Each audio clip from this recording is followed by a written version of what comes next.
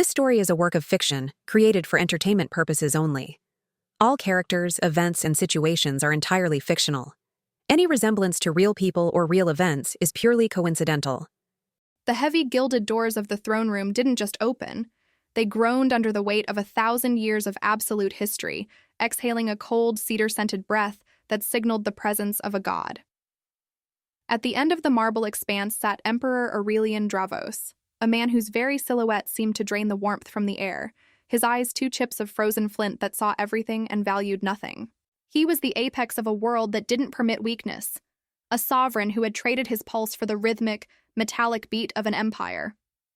To him, the thousands who inhabited his palace were not people, but shadows, moving parts of a machine designed to keep his throne high above the reach of mortal pain. He believed his authority was divine, his judgment infallible, and his conscience a fortress that no one, especially not a commoner, could ever hope to breach. But then, there was the girl. Seris Lorne was a fragment of dust caught in the gears of his greatness, a daughter of a conquered son whose people had been reduced to whispers and service. As she was forced to her knees, the rough stone of the floor biting into her skin, she did something that no general, no king, and no assassin had ever dared to do. She didn't tremble.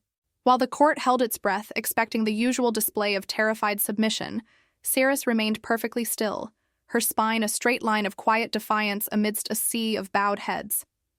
She knelt because the law demanded it, but as her eyes met the emperor's, something impossible happened. In that crushing silence, the power didn't flow from the throne down to the floor. It surged from the servant upward, a silent, piercing recognition that stripped Aurelian of his armor, leaving him exposed in the one place he thought was impenetrable, his own soul. This was the moment the foundation of the empire began to crack, not with a roar, but with a gaze. Aurelian looked down at this girl, this invisible servant he had ordered to be humbled, and for the first time in 40 years, he felt a cold, suffocating wave of something he couldn't name. Shame. She was his victim, his property, his smallest subject. Yet her silence was a mirror reflecting the hollow cruelty of his crown. He had intended to crush her spirit to prove his dominance, but as she knelt there, unbreaking and terrifyingly lucid, he realized with a jolt of horror that he wasn't the one presiding over a judgment. He was the one being judged. The girl who had nothing was suddenly the only person in the world who could see the emperor for what he truly was. And in that moment, his absolute power became his greatest prison. If you're being touched by this journey of power, silence, and redemption, don't let this story end here. Subscribe to the channel now to follow each chapter of this transformation. Leave a like to support Seris and Aurelian's journey, and comment below what you would do if you were in the Emperor's place. Your presence is what gives life to this empire. The Palace of Oakhaven was not built for comfort. It was a monument to the endurance of stone and the ruthlessness of the Dravos line. Every corridor was a throat of cold marble, designed to make the human voice sound small, and the human heart feel expendable. For Seris, the palace was a labyrinth of shadows where she had learned the art of becoming part of the furniture. She moved through the corridors with a rhythmic, ghost-like grace, carrying heavy silver trays and linens that smelled of lavender and old blood. Her life was measured in the distance between the floor and the hem of a noble's robe, a world where looking up was a luxury she had long ago surrendered. She was a fragment of a forgotten war, a living trophy of a victory that Aurelian's father had won before she was even born. Emperor Aurelian lived at the center of this architectural storm, a man who viewed his own life as a strategic map. He woke before the sun, his mind already calculating grain taxes, border skirmishes, and the loyalty of men who smiled while holding daggers behind their backs. He did not believe in the concept of a home. To him, the palace was a command center, and his body was merely a vessel for the state. He ate in silence, walked in silence, and ruled with a silence that felt like a physical weight on the chests of his subjects. He had been taught that emotions were the rust of the soul, something that could only weaken the iron of his resolve. To Aurelian, every person was a tool, and a tool that developed a mind of its own was a tool that needed to be discarded. Seris remembered the day she was assigned to the Emperor's inner sanctum, a place where even the most seasoned guards spoke in whispers. She was told that the emperor did not like to be noticed, that his water must be replaced without a sound, and that she must never, under any circumstances, make eye contact. To the head housekeeper, Seris was the perfect candidate because she had the eyes of a wounded animal that had stopped fighting the trap. She was small, her hands were calloused but steady, and she possessed a stillness that bordered on the supernatural. She accepted the task not with pride, but with the weary resignation of someone who knew that one golden cage was exactly the same as a rusted one. Aurelian did not notice her for the first 3 months, which was exactly how he preferred his environment to function. She was a blur of gray fabric in the corner of his vision, a hand that set down his tea, a presence that smoothed the maps on his table while he stared out the window at the sprawling city below. He treated her with less consideration than he gave his favorite stallion, assuming that because she was silent, she was also empty. He spoke over her, discussed executions and betrayals while she polished the silver, convinced that her mind was too primitive to grasp the complexities of his world. He was a god in his own mind, and gods do not concern themselves with the thoughts of the dust beneath their feet. Yet, Seris was not empty. She was a vessel of quiet observation, collecting the fragments of his humanity that he dropped when he thought no one was looking. She saw the way his hand trembled slightly when he signed a death warrant, the way he lingered over a scorched letter from a long-dead mother, and the hollow exhaustion in his eyes when the candles burned low. While the rest of the world saw a titan of industry and war, Seris saw a man who was suffocating under the weight of his own crown. She didn't pity him, pity was for the weak, but she understood him with a terrifying clarity that would have undone him if he had known. She was the only person in the empire who truly knew the shape of his loneliness, and that knowledge was a secret she carried like a hidden blade. The roots of Seris's resilience lay in the ashes of a village that no longer appeared on any imperial map. She had been a child when the banners of Dravos marched through her home, and she had learned early that survival was a form of silent rebellion.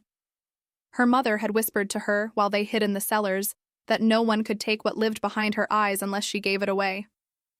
That lesson became her armor in the years of servitude that followed, a hidden fortress built within a girl who was told she was nothing. While other servants grew bitter or hollow, Seris grew deep, turning her invisibility into a vantage point from which she could study the monsters who ruled her. She knew that power was often just a mask for fear, and she waited, though she didn't know what for. Aurelian's own ghosts were far more gilded, but no less haunting. He was the son of a man who had equated mercy with treason, raised in a court where a single tear was considered a fatal flaw. His childhood had been a series of tests, each one designed to strip away his empathy until only the cold logic of the throne remained.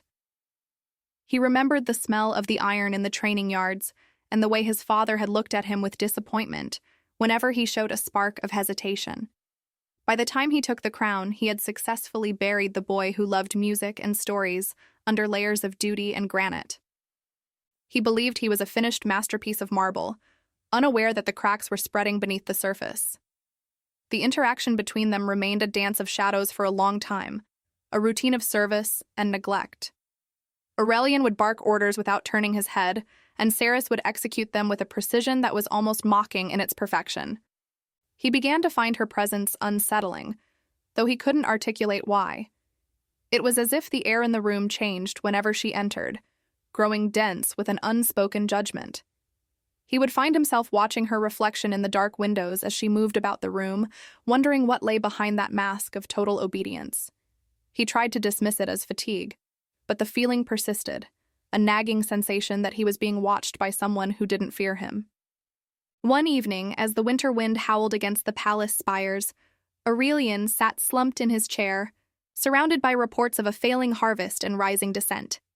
He looked up and saw Seris standing by the fireplace, her small frame illuminated by the dying embers as she stoked the flames. For a moment, he didn't see a servant. He saw a person, an actual human being standing in the center of his isolation. He felt a sudden, irrational urge to break her silence, to demand that she say something, anything, to prove that he wasn't alone in that cavernous room.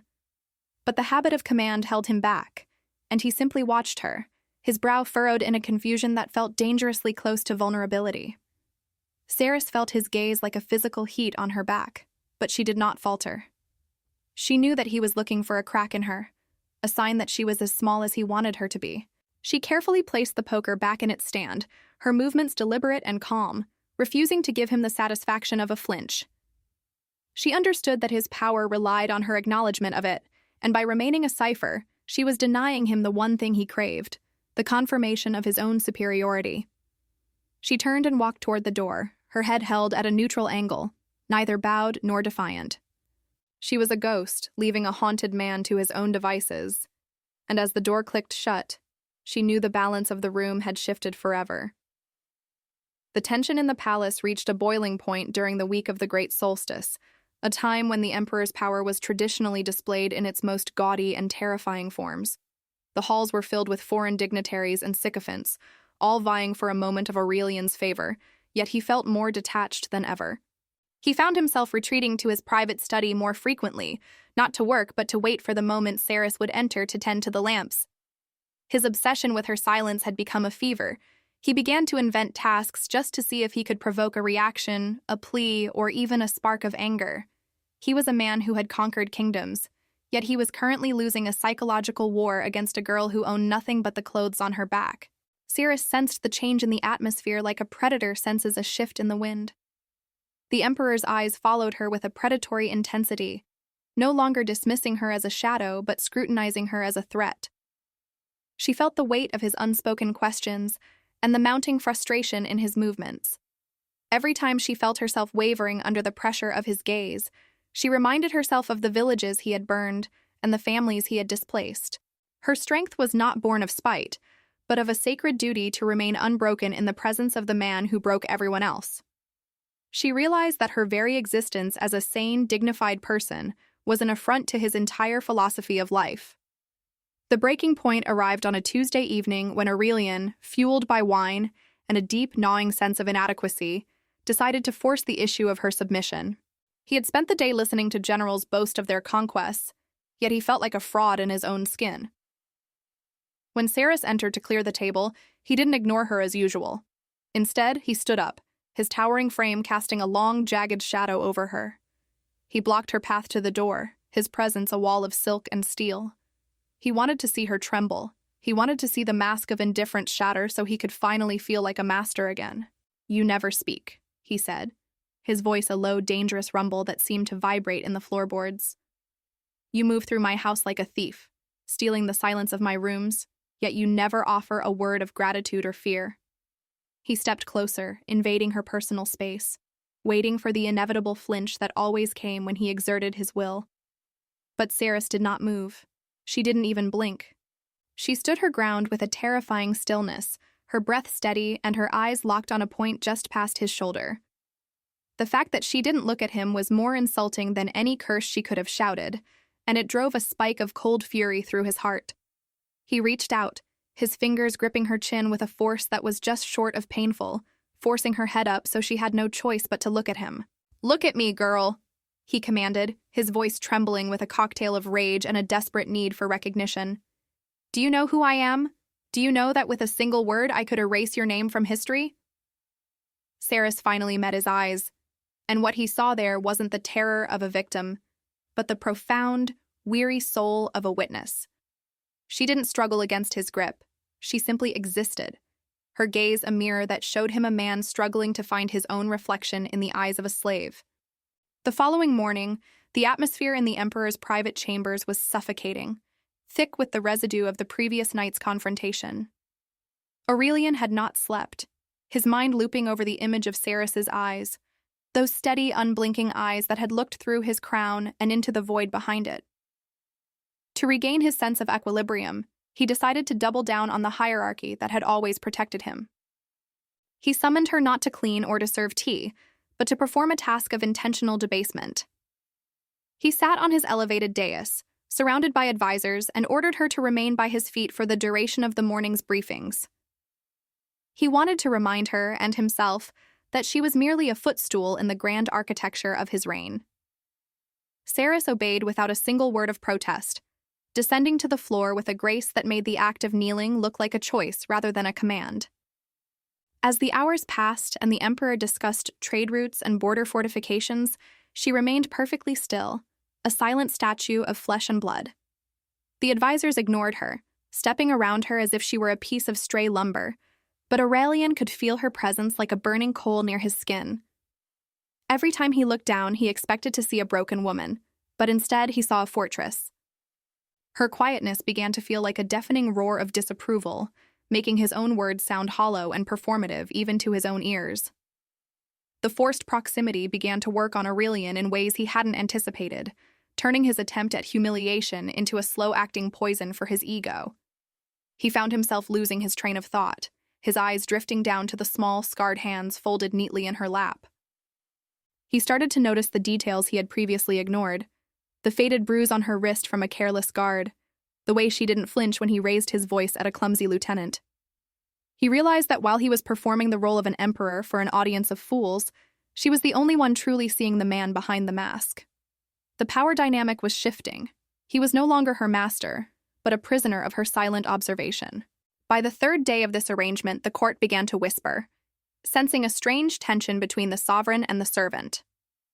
Aurelian's frustration grew into a jagged, restless energy that he couldn't discharge. He began to dismiss his advisors early, seeking the uncomfortable solitude of the room with only Seris for company. He would pace the floor while she remained in her corner, her presence a constant wordless question that he didn't know how to answer.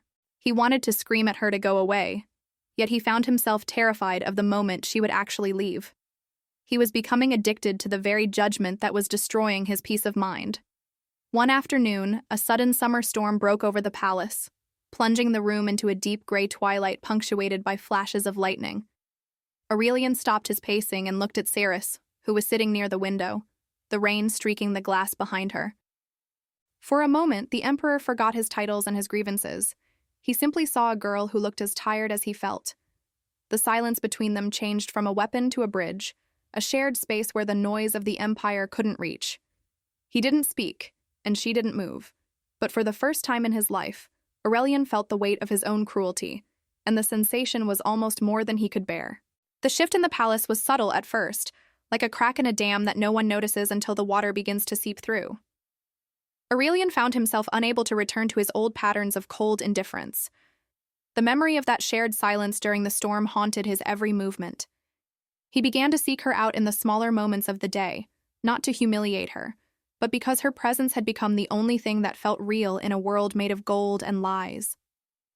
He would watch her from across the gardens or the great library, noticing the way she touched the plants or handled the ancient scrolls with more reverence than he gave his own laws.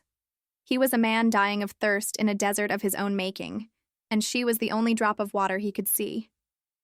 For Seris, the change in the emperor was a source of profound caution rather than hope. She saw the way his eyes softened when he thought she wasn't looking, and she heard the hesitation in his voice when he gave her an order. It was as if he was afraid of his own authority, a sensation she had never witnessed in a man of his station. She didn't trust this new vulnerability. She knew that a wounded predator was often more dangerous than a healthy one. She maintained her distance, keeping her heart locked behind the same stone walls she had built years ago. She was waiting for the moment the empire would reassert itself, for the inevitable day he would remember that he was a wolf and she was a lamb.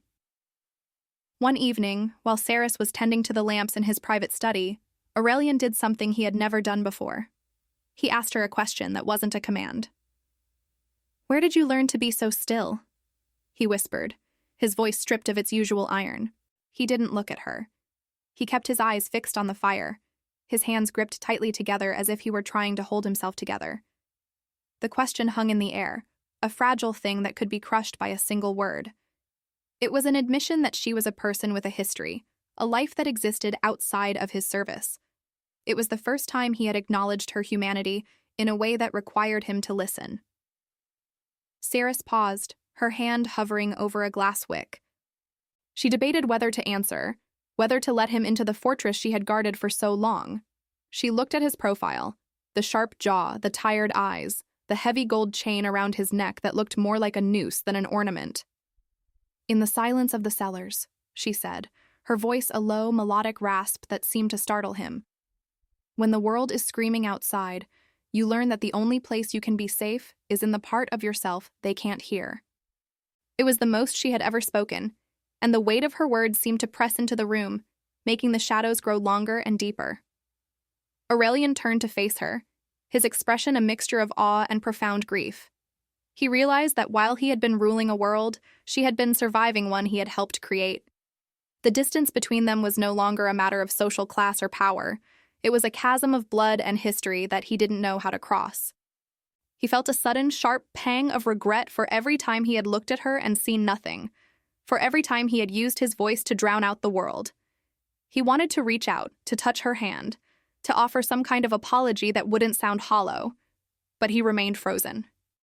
He was the great emperor, and he realized with a sinking heart that he was the most powerless person in the room. The days following their brief exchange were marked by a heavy, expectant quiet, as if the palace itself were holding its breath. Aurelian found that he could no longer look at the other servants without seeing the faces of those he had overlooked, but his eyes always returned to Seris. He began to make small, almost imperceptible changes to her routine, ensuring she was no longer assigned the most backbreaking labors. He did this secretly, through layers of subordinates, fearful that if he showed direct favor, he would expose the growing softness in his heart to a court that fed on perceived weakness. He was beginning to protect her, though he told himself he was merely maintaining the efficiency of his personal staff. Seris noticed these small mercies immediately, but they did not make her feel safer. They made her feel exposed. In the brutal ecosystem of the palace, the emperor's attention was a death sentence or a gilded cage, and she wanted neither. She continued her work with the same mechanical precision, but she found her own thoughts drifting to the man on the throne more often than she liked. She watched him during the long hours of the night when he thought he was alone, seeing him rub his temples in frustration or stare at the maps of his fading empire with a look of utter exhaustion. She realized that his power was a hungry beast that was slowly devouring him from the inside out. One afternoon, a high-ranking duke, emboldened by wine and his own sense of importance, spoke disparagingly to Seris when she was slow to refill his glass. He called her a nameless shadow and moved to strike her, a common enough occurrence in a world where servants were less than dogs. Aurelian, who was seated across the hall, felt a surge of protective fury so violent it nearly choked him. He didn't think. He simply reacted. The sound of his fist slamming onto the table silenced the entire room, the echo ringing like a gunshot against the vaulted ceiling. The Duke froze, his hand midair, as the Emperor's gaze turned on him with the cold promise of an early grave. "In this house," Aurelian said, his voice a whisper that carried more terror than a scream, "every life is an extension of my will. To touch what is mine without permission is to challenge the crown itself." He didn't look at Seris, but his body was positioned like a shield between her and the nobleman. The court watched in stunned silence as the Emperor effectively declared a common servant to be under his personal protection. It was a breach of protocol so severe it was scandalous, yet no one dared to speak. For a fleeting second, Aurelian's eyes flicked to Seris, searching for a sign of gratitude, but all he found was a look of deep, wary concern. When the hall cleared and they were finally alone in the sudden, ringing silence, the air between them felt electric. Aurelian was still trembling from the adrenaline of his outburst, his chest heaving under his embroidered tunic. He turned to her, expecting her to be shaken, but she was standing perfectly still, her hands tucked into her sleeves. "You shouldn't have done that," she said quietly, her voice devoid of the subservience he had spent years enforcing. "You gave them a weapon to use against you. Now they know you have something to lose." Her words hit him harder than any physical blow, revealing the terrifying truth that he had let a servant girl become his greatest vulnerability. The realization of his own vulnerability didn't make Aurelian retreat. Instead, it fueled a desperate, reckless need to understand the woman who had dismantled his inner world. He began to invite her into his study under the guise of organizing his private archives, a task that required hours of quiet side-by-side proximity. He would watch her fingers trace the edges of old parchment, her movements so careful they bordered on reverence. For the first time, he found himself explaining the maps to her, pointing out the borders not as conquests, but as burdens. He was seeking her counsel without admitting it, wanting to see the world through her eyes because his own vision had been clouded by gold and blood for too long. Seris handled the ancient documents with a steady hand, but her mind was a tempest of conflicting loyalties. She was being pulled into the orbit of a sun that was both beautiful and destructive. She saw the emperor's attempts at kindness as a form of penance, a late-blooming conscience trying to bargain with a lifetime of sins. Yet she couldn't deny the strange pull of his presence, the way the room felt warmer when he was near, and the way his voice had lost the sharp, serrated edge of a tyrant. She was no longer just a servant in his eyes, and the weight of that recognition was heavier than any physical task she had ever performed in the kitchens or the stables. As they worked together in the dim light of the library, the barriers of rank began to blur into a shared intellectual intimacy. Aurelian discovered that Seris possessed a sharp, intuitive mind that grasped the nuances of power better than his most seasoned advisors. She didn't speak often, but when she did, her words were like arrows that hit the center of every problem he faced. He found himself waiting for her soft-spoken insights, realizing that her perspective as someone who had lived at the bottom of the world gave her a clarity he had never possessed at the top. He was beginning to depend on her, not just for comfort, but for the truth he couldn't find anywhere else. One night, as a candle sputtered between them, Aurelian reached out and tentatively touched a strand of hair that had escaped her braid. It was a gesture of profound hesitation, a question asked with fingertips rather than lips. Seris didn't pull away, but she didn't lean in either. She remained in that state of perfect, agonizing stillness. The silence in the library was no longer the silence of the oppressed, but the silence of two souls standing on the edge of a precipice.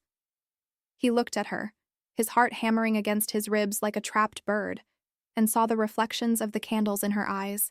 He was the most powerful man in the world, and he had never felt more fragile. "Why don't you hate me?" he whispered, the question finally breaking free after weeks of haunting him. He needed her to hate him. Hate was a currency he understood, a predictable reaction to the pain he had caused. But what he saw in her expression was something far more terrifying. It was understanding. She saw his crimes, his failures, and his hollow victories. And she looked at him with a pity that cut deeper than any blade. She didn't answer with words. She simply placed her hand over his on the table, a small warm pressure that felt like the first real thing he had touched in 20 years. In that moment, the Emperor knew he was lost, and for the first time, he didn't want to be found. The fragile peace within the library was shattered the following week as the external world forced its way back into Aurelian's private sanctuary. Whispers of the Emperor's obsession with a lowly servant had reached the ears of the High Council, and they saw it as a sign of mental decay. During the morning audience, the Grand Vizier openly questioned Aurelian's recent leniency, his voice dripping with a feigned concern that masked a sharp political threat. He reminded the Emperor that the Dravos line was built on the blood of the weak, and that any deviation from that path would invite rebellion. Aurelian sat on his throne, his face a mask of granite, but beneath the surface, a new and terrible fear was taking root, the fear of what they would do to Seris if they thought she was his weakness. He began to push her away, reverting to a cold, clipped tone that felt like a betrayal of their shared nights in the library. He gave her impossible tasks and refused to meet her eyes, hoping that if he treated her like a servant again, the council would lose interest. He believed he was protecting her, but he was actually tearing open the wounds she had worked so hard to heal. Every time he barked a harsh command or looked through her as if she were made of glass, he felt a piece of his own soul wither. He was trying to be the emperor the world expected, but the role now fit him like a suit of rusted armor that cut into his skin with every movement. Seris felt the shift like a sudden frost. She didn't cry or protest. She simply retreated back into the impenetrable silence of her early days at the palace. She understood the game he was playing. She had seen men in power sacrifice their hearts to save their heads 1,000 times before. But knowing the reason didn't make the coldness any easier to bear. She realized that no matter how many books they read together, or how many truths they shared, he was still the man who held the leash, and she was still the one wearing the collar. The brief illusion of equality vanished, leaving behind the stark, ugly reality of their positions, and it hurt more than the years of literal hunger. The tension culminated when the council demanded a public display of the emperor's firmness by ordering the execution of a group of political prisoners from Seris's home province. It was a trap designed to test him.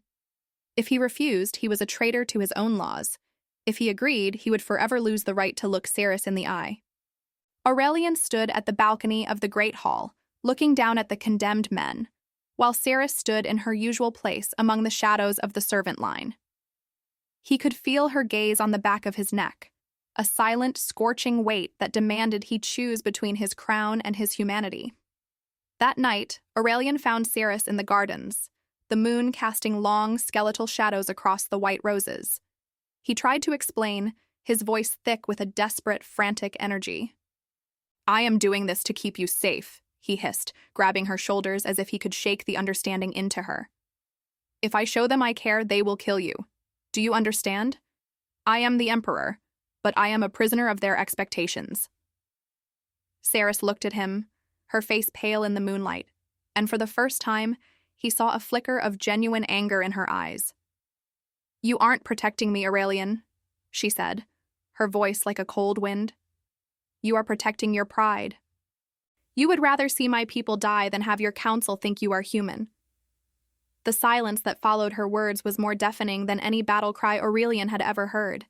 He let go of her shoulders as if her skin had turned to burning coal, recoiling from the truth she had laid bare. For the first time in his reign, the great emperor felt small, reduced to a man who was trading lives for the comfort of a stable throne. He watched her walk away, her shadow stretching across the garden paths, like a dark finger pointing toward his cowardice.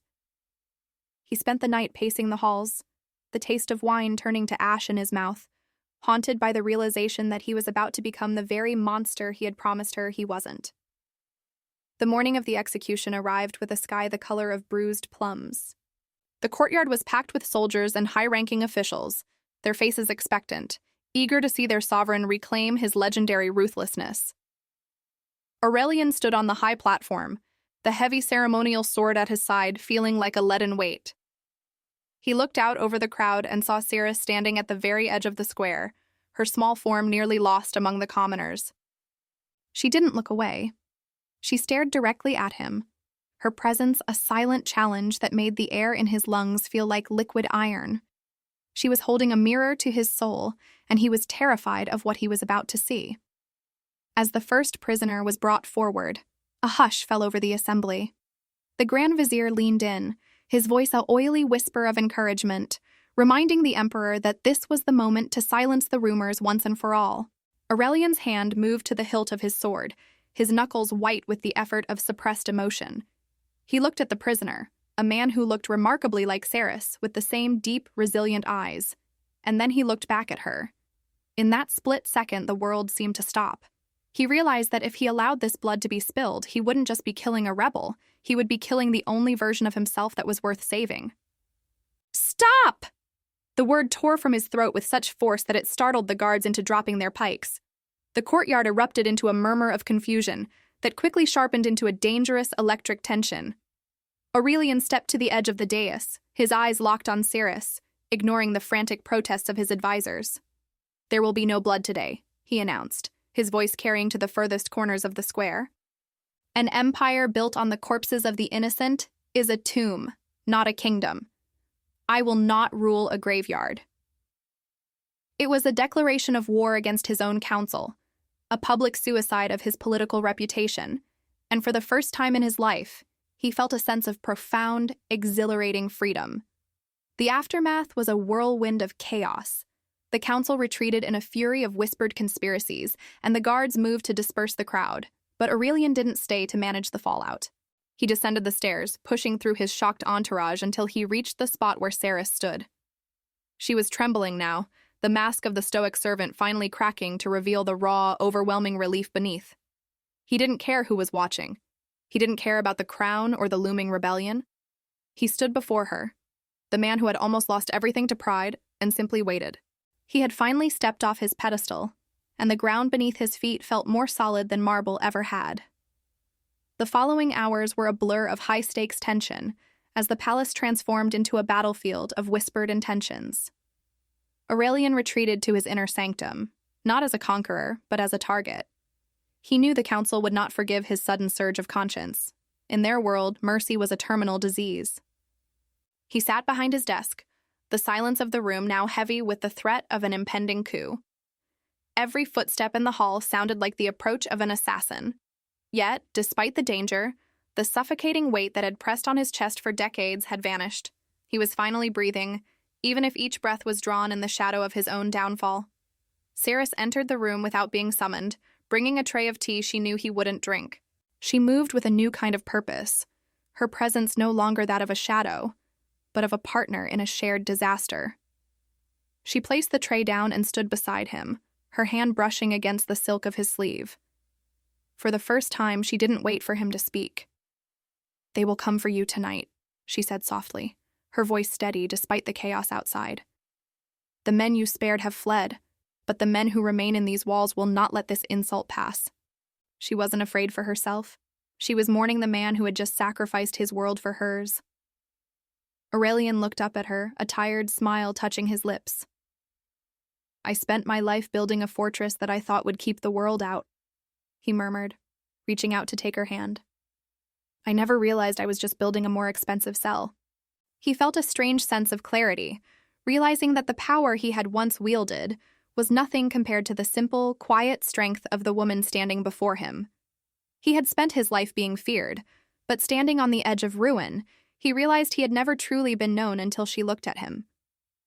The shame of his past crimes still burned, but it was being tempered by a new, fierce desire to be worthy of her gaze.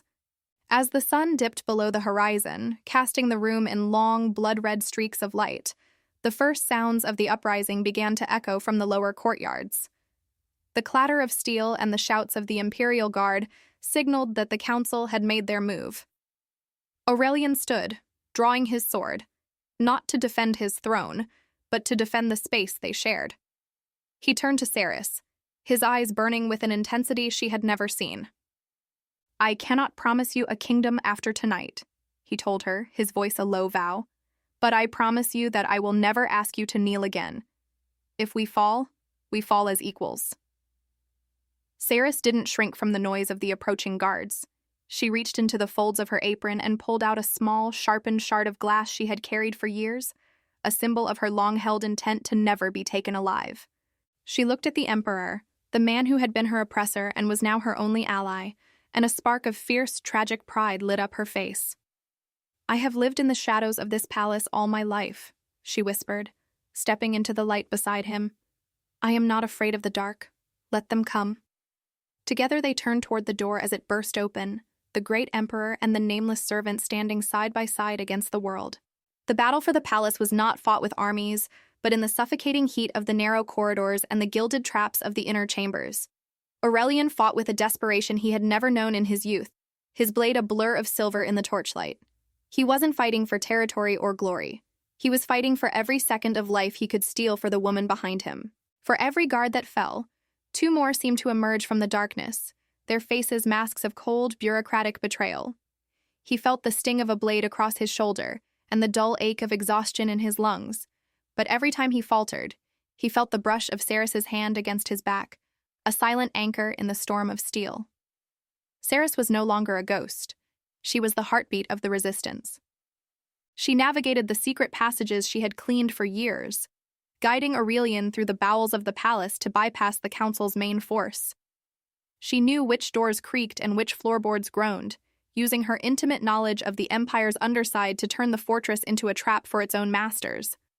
She saw the Emperor bleed, and for the first time she felt a sharp, agonizing fear that had nothing to do with her own survival. She had spent a lifetime hating the crown, but she found herself ready to burn the world down to save the man who had finally learned how to take it off.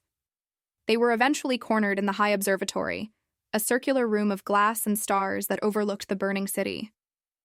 The Grand Vizier stood at the entrance, flanked by the elite guard, his face twisted in a sneer of ultimate triumph. He didn't see a sovereign. He saw a broken man clinging to a servant girl, a sight that disgusted his sense of order. "You traded an empire for a piece of refuse," the Vizier spat, his voice echoing against the dome. "You will die in the dirt with her, Aurelian, and history will remember you only as the fool who forgot his place." The guards leveled their pikes, the tips glinting with the cold light of the moon. Aurelian stepped in front of Seris, his breath coming in ragged gasps, his blood staining the white marble floor. He looked at the men he had once commanded and felt a profound sense of pity for them. They were still trapped in the world he had just escaped, slaves to a power that didn't love them and a hierarchy that would eventually consume them too. History can say what it wants, Aurelian said, his voice quiet and unbreakable. But for the first time in my life, I can see the stars without looking through a crown. That is a victory you will never understand. He gripped his sword, prepared for the final plunge, his eyes meeting Seris's one last time. But the end did not come with a blade. The sound of a massive rhythmic drumming began to shake the palace walls, the sound of the common people, led by the prisoners Aurelian had spared, storming the gates from below.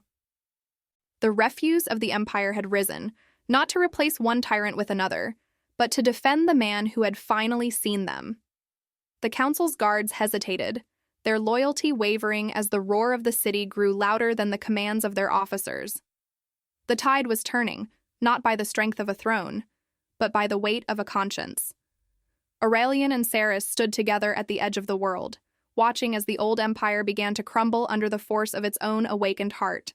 The roar from the streets below was not just the sound of a riot, it was the sound of a world shifting on its axis. As the commoners flooded the courtyard, the elite guards began to drop their weapons, realizing that the fear they had relied upon for centuries had finally evaporated. The Grand Vizier, seeing his carefully constructed reality dissolve into chaos, turned to flee. But he was swallowed by the very shadows he had once used to control the palace. Aurelian stood at the window, watching the firelight dance across the city, feeling the strange, hollow lightness of a man who had lost everything and gained his soul. He looked down at his bloodied hands and then at Seris, who stood amidst the shattered glass like a queen of the ruins. The immediate danger had passed, but the silence that followed was heavy with the weight of the unknown. The palace, once a symbol of absolute order, was now a hollow shell, its corridors filled with the ghosts of a fallen regime.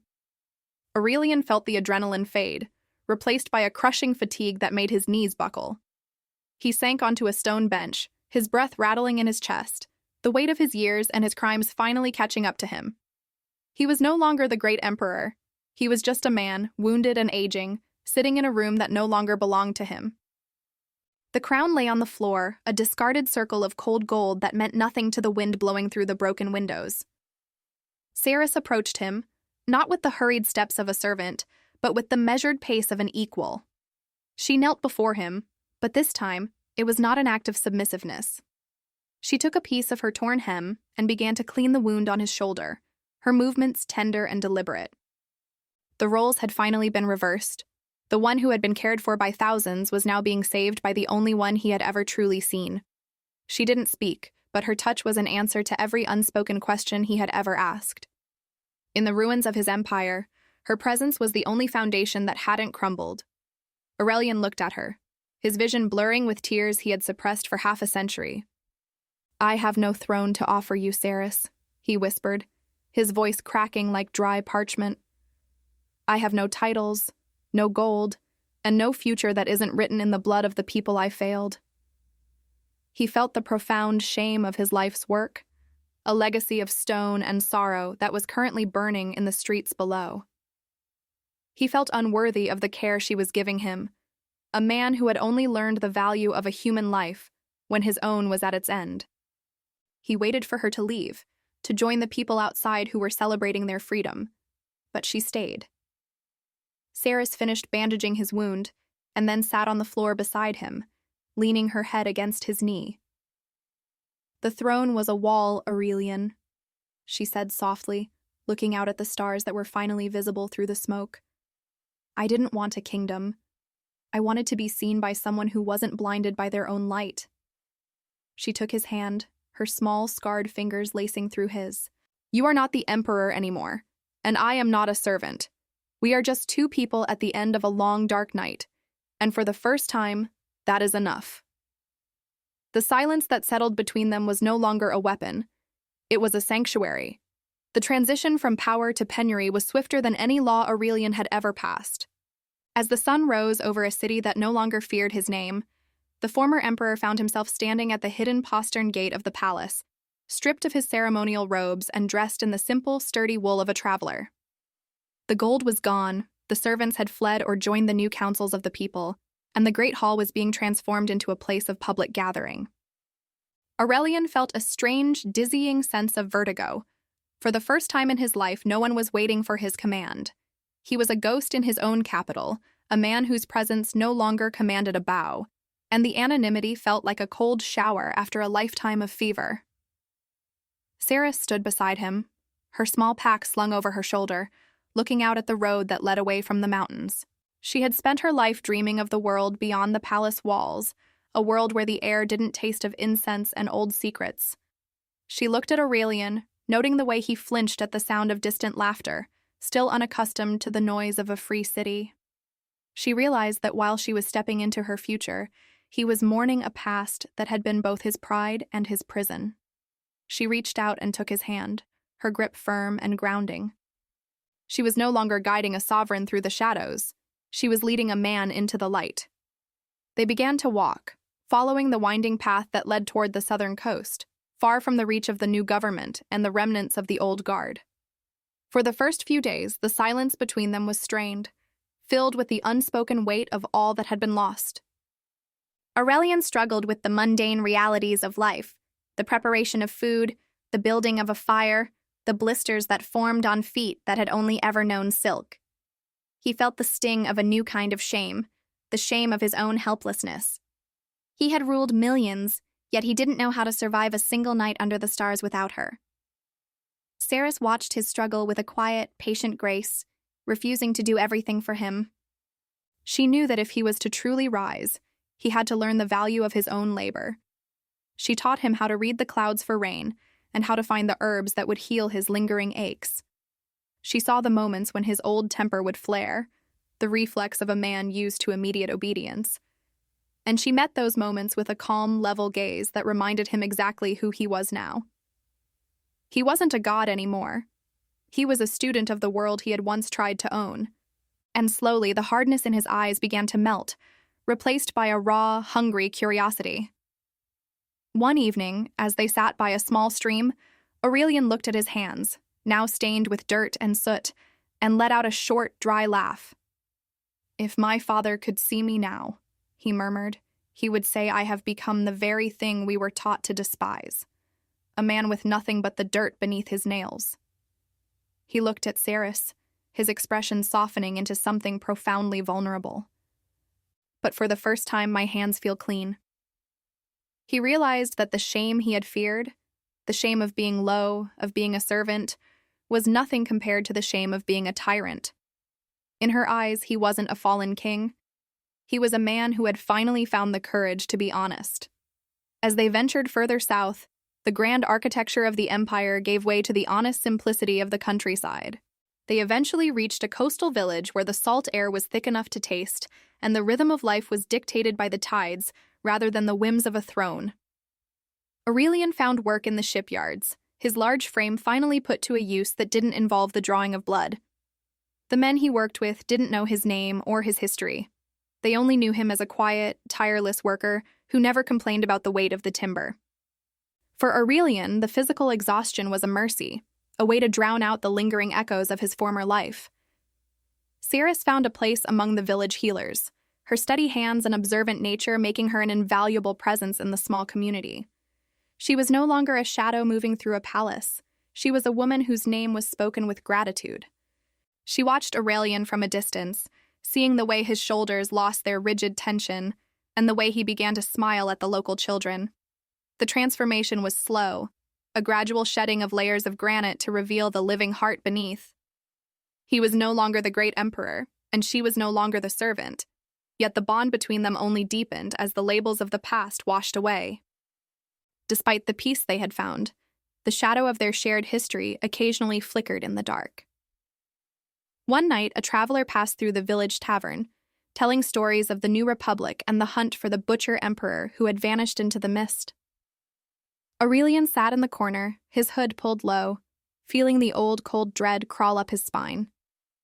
He looked across the room at Seris, who was laughing with a neighbor, and he felt a sudden, sharp pang of fear, not for his own life, but for the life they had built. He realized that his presence was a permanent threat to her safety, a stain that he could never fully wash out. He waited until they were alone in their small seaside cottage before he spoke of it. The world is still looking for the man I was, he said, his voice a low, pained whisper. I have brought my shame into your home, Seris. I am a target, and as long as I am with you, you are a target too. He stood by the window, looking out at the black expanse of the ocean, feeling the familiar urge to run, to sacrifice himself so that she could remain untainted. He believed that his final act of love should be his disappearance, a way to ensure that she would never have to kneel, literally or figuratively, because of him again. Seris walked over to him and turned him around, her eyes burning with a fierce, uncompromising light. She didn't offer comfort, she offered a challenge. Do you think I stayed with you because I needed protection? She asked, her voice steady and clear. I stayed because I chose to see you. If the world comes for the Emperor, let them find a man who is loved by a woman who knows every one of his sins. She pressed her forehead against his, her breath warm against his skin. You are my shame, and I am yours, Aurelian. We carry it together, or we don't carry it at all. In that moment, the last of his defenses collapsed, and he finally accepted the grace he had spent a lifetime trying to outrun. The seasons turned with a quiet indifference to the fallen empires of men, and in the small coastal village, the legend of the great Emperor Aurelian Dravos faded into a cautionary whisper told to children. For the man himself, the transition was complete. He had traded his scepter for a hammer and his pride for a peace he had never known. One evening, as he walked home from the docks, the orange glow of the setting sun hit the water in a way that reminded him of the tapestries in his old throne room. But instead of the cold ache of loss, he felt only a profound sense of relief. The marble halls were a lifetime away, a fever dream that had finally broken. He was no longer a ruler of millions, but he was finally the master of his own heart. When he reached their cottage, he found Seris sitting on the porch, watching the waves with a calm that had once unsettled him, but now anchored him. She looked up as he approached, and the smile she gave him was not the practiced mask of a servant, but the genuine warmth of a woman who was truly seen. He sat beside her, his body aching from a day of honest labor, and for a long time, they simply listened to the ocean. He realized that the greatest victory of his life wasn't a battle won or a territory annexed. It was the fact that she could look at him, knowing everything he had done, and still choose to stay. His greatest shame had become his only salvation. They didn't talk about the past much anymore. The weight of it had been buried under the daily rhythms of their new life. But occasionally, when the wind blew cold from the north, Aurelian would remember the girl who had knelt before him in the dark. He would remember the way her silence had been a mirror, forcing him to confront the hollow man he had become. He looked at her now, her profile etched against the darkening sky, and he felt a surge of gratitude so sharp it was almost painful. She had not only survived his cruelty, she had used her own resilience to pull him out of the abyss. She had risen from her knees not to take his crown, but to show him how to walk beside her. As the first stars began to pierce the twilight, Aurelian reached out and took her hand. His skin was rough, his nails were stained with the tar of the ships, and he was older and tireder than he had ever been.